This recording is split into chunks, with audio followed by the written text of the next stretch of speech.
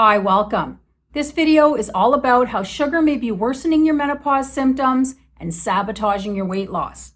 We all know that sugar is not a health food and keeping it to a minimum is a good idea. But when hormones shift in midlife, it's just plain bad news. Menopause and sugar don't mix, and I'm about to tell you why. I'm going to list the ways that sugar contributes to symptoms and makes it very hard to lose weight. In fact, it may even contribute to weight gain. When I say sugar, I'm talking about refined table sugar, not the natural sugars that come wrapped in fiber like fruit. Added sugars can amplify symptoms in the following ways. First, too much sugars can cause changes to the gut, and with low estrogen in midlife already causing shifts to the microbiome, sweet treats are just adding to a less than favorable situation. The gut houses trillions of bacteria, and in a perfect world, the good microbes outnumber the bad. But when sugar is involved, it can encourage bad bacteria to thrive and proliferate, throwing off that perfect balance. The result?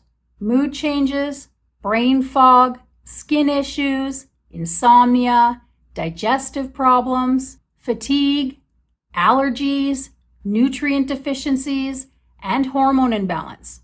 Adding fermented foods, investing in a good pre-pro postbiotic, and minimizing sugar should all help restore balance and hopefully improve some of those frustrating symptoms.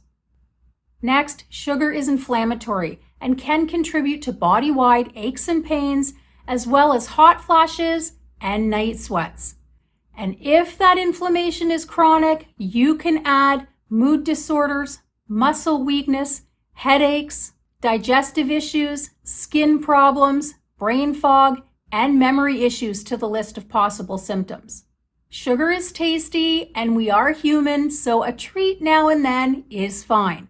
But because falling estrogen in menopause already causes increases in inflammation, keeping sugar's inflammatory effects to a minimum are more important than ever, especially if you already have a list of symptoms. Sugar also messes with insulin and blood sugar and can cause spikes of both, followed by crashes. These erratic levels of insulin and blood sugar can really mess with the body and bring about some rather unpleasant symptoms like shakiness, dizziness, nausea, fatigue, and anxiety. Constant surges in insulin due to frequent indulgences or grazing all day can lead to insulin resistance. So it's wise to leave several hours between meals and choose whole foods that have a balance of fiber, healthy fats, and protein, rather than sugary foods or processed foods. Next, there is some conflicting information on whether high sugar diets can raise cortisol. But sugar does mess with the gut, and poor gut health can raise cortisol, so it seems logical to me that sugar can contribute to high cortisol. Cortisol is the stress hormone, and when the body is in fight or flight, it needs the quickest source of energy available to save itself from danger, which typically is sugar and simple carbs. So when women are chronically stressed out, which is very common in menopause, and cortisol is chronically high, they frequently crave sugar. High cortisol can cause many unwanted symptoms, like anxiety, fatigue, and poor sleep, leaving you wired but tired, brain fog, and gut issues. It also contributes to visceral fat and resistant weight gain, which brings me to the second half of my video, how sugar sabotages weight loss. Low estrogen causes increases in cortisol in addition to sugar's effects and is partly responsible for that spare tire of fluff around the midsections of a large percentage of very frustrated perimenopausal and postmenopausal ladies, and it often refuses to budge while cortisol remains high. This state of constantly jacked up cortisol also continues to further the sugar cravings, which keeps the menopause weight glued on in other ways as well. Like sugar's effects on insulin and blood sugar, as I mentioned earlier, which can lead to insulin resistance, causing the body to store excess sugar as fat. Balancing blood sugar with every meal can help you shed the extra menopause pounds. Next, sugar can make it super hard to lose weight because of its effects on the gut. It causes poor gut health, which can alter the way food is digested and absorbed and how fats are stored.